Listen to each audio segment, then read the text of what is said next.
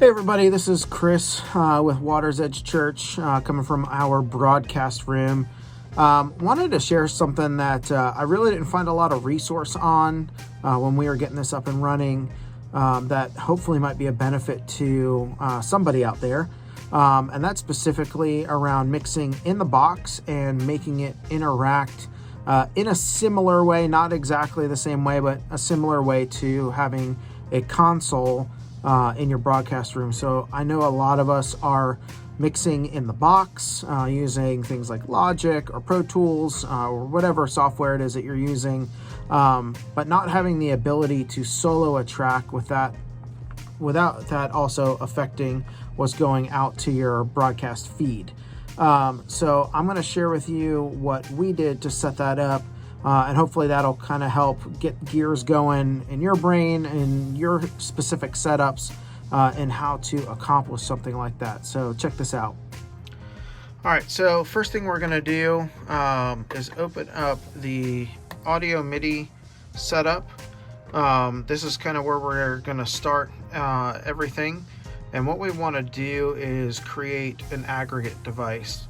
So I've already got one set up, but to do your own, you're just going to hit this little plus button and you'll hit create aggregate device. And what that'll do is it'll bring up a device and it'll just say aggregate, but you can double click on the name here and change it to whatever works for you.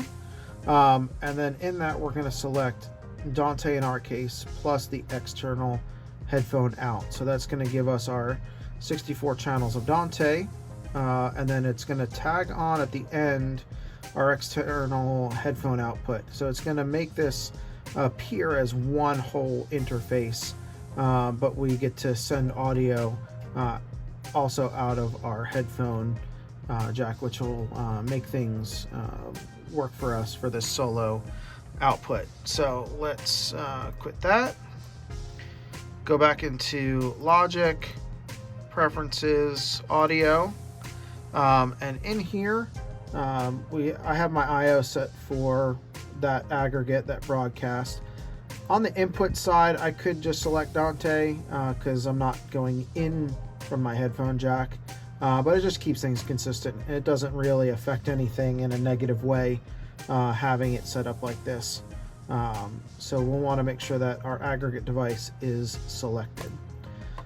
So what I'm doing in this case is my main out is actually using the stereo out. So that all actually comes through this single fader here. This is actually our master, which we call our all fader.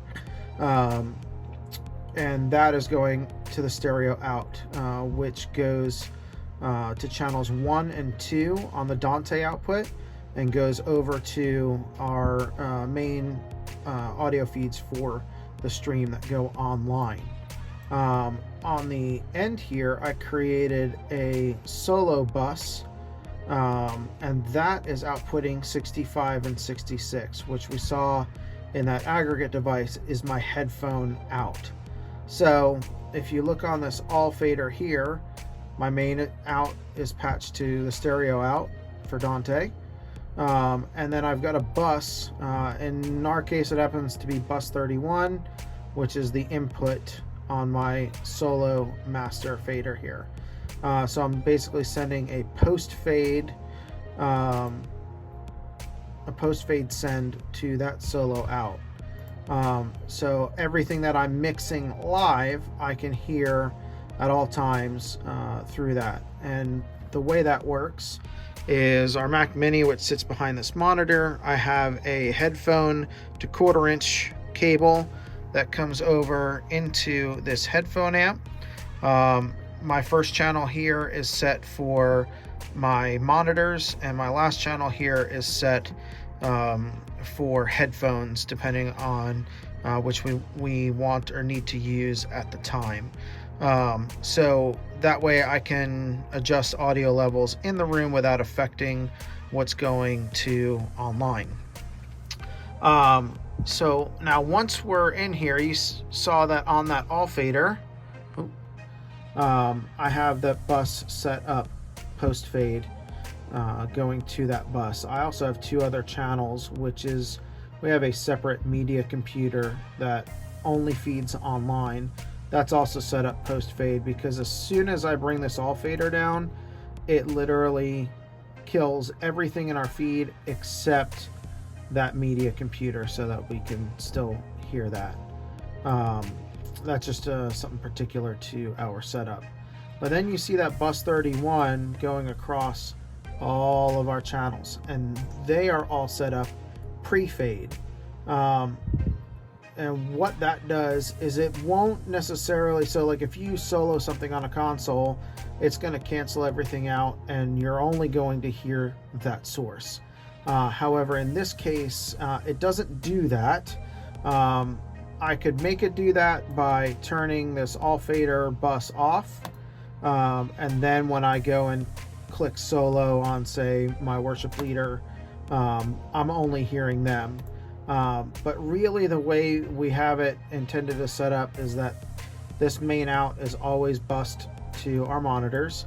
And when we click on these, because they're set up pre-fade, it basically bumps whatever that source is over the mix by a good bit. I actually have these sends cranked up to +6 just so that it sticks out in the mix. And this allows us to really go through, and if we're having trouble, say I'm not really sure what the lead guitarist is playing in that moment, and to see if it's important or not, I can just hit solo and they would pop over the top of the mix. But because this is only being sent to the monitors in the room, we're only hearing that change in the room, and it's not going to our main output to the web. So kind of what that would sound like if I hit play here. So this was a recording we did. I can come in here and they would pop out over the mix. And it's just enough just to hear it and understand what's happening.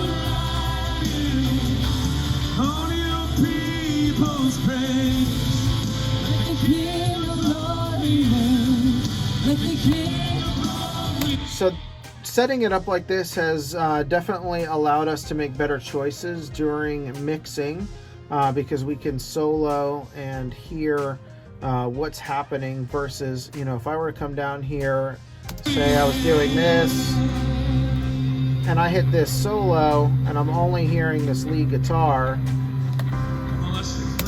then what I'm soloing or muting down here is soloing and muting in my actual live stream, and that's not good. You want to be able to hear independent of what is being mixed in this lower area. So setting up the bus like this has made a huge difference in allowing us to hear things live in the moment that we wouldn't necessarily get to do by using the traditional mutes and solos down here. One other quick thing to double check and make sure is on both your main out and your solo out masters, that you have the same plugins with the same settings going on, because what you're doing, what you're hearing comes out of this solo output. If you change plugins or whatever here, but you don't do it on your main out, you won't actually be getting the result that you're looking for. So you want to make sure that those are set up the same. The only thing that is different is this plugin here, which is just our loudness meter. So that's not actually affecting anything. It's just a visual indicator of our levels. But all the other plugins are identical, using the same presets that we've set up. So that is definitely one thing to make sure that you have set up. So I hope this helps somebody out there. I know for a while we struggled with kind of replicating this solo bus idea, while mixing in the box. It was definitely a challenge for us in being able to make good mixing choices. What we were doing originally was, if we had to solo something, we only soloed during our run through. because we knew nothing was being broadcast at that point. And we just had to remember those decisions going through a service. Having it set up with a separate solo bus coming out of the headphone jack, it's allowed us to have that separate output and be able to actually solo things, have it pop out of the mix just in our speakers and not affecting what's going to online, and be able to make choices and hear things live during a broadcast that we wouldn't normally have. So I hope this helps you out there. If you have any questions about it, feel free to reach out. If anybody would like kind of a copy of the session, if that is helpful, let me know. I'm happy to share it. We did originally start from a template, and it has progressed far from that, but it did give us a good starting point for creating some of this stuff, and then eventually working it to work for us. So I know one-stop shop isn't going to work for everybody, but it might at least inspire some ideas to work within your setup and your parameters. But this was something that we worked on a little bit over time, and found that this was a great solution for us, and it's been working really well. So have a great day, everybody. I hope you enjoyed this, and again, feel free to reach out if there's anything that I can help with. Take care.